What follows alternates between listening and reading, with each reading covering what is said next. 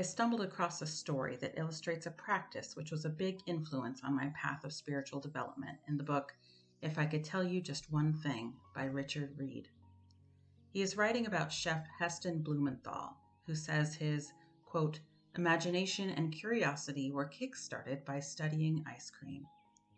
He found a recipe from 1870 for Parmesan ice cream. I thought, that's bizarre, and then I started questioning why it was bizarre. Who says ice cream has to be sweet? And once I started questioning that, I began questioning everything. I found that thread and just kept on pulling. His best piece of advice for life?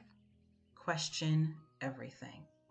And that's just what I'd started doing at the start of my spiritual quest, when I found myself scoffing at the idea of shamanism.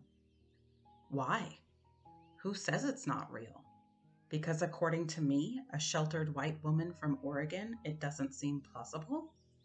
What about the numerous indigenous cultures from every continent around the world who say otherwise?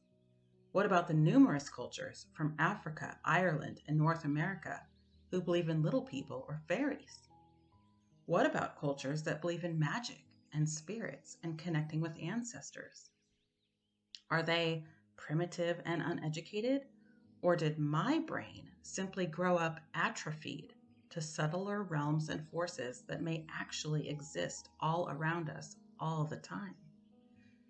When First Nations people speak of trees as being their grandparents and the land as being their kin, what would it mean to understand that in a literal sense and not just brush it off as poetic metaphor?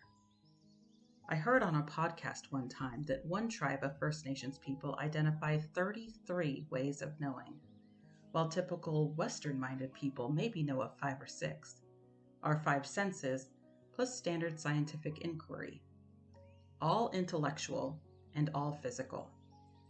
We've cut ourselves off from other types of knowing, more subtle, right-brained ways. I've been working on cultivating those other forms of knowing and reconnecting with the land in visceral ways, and my life is so much more rich now as a result.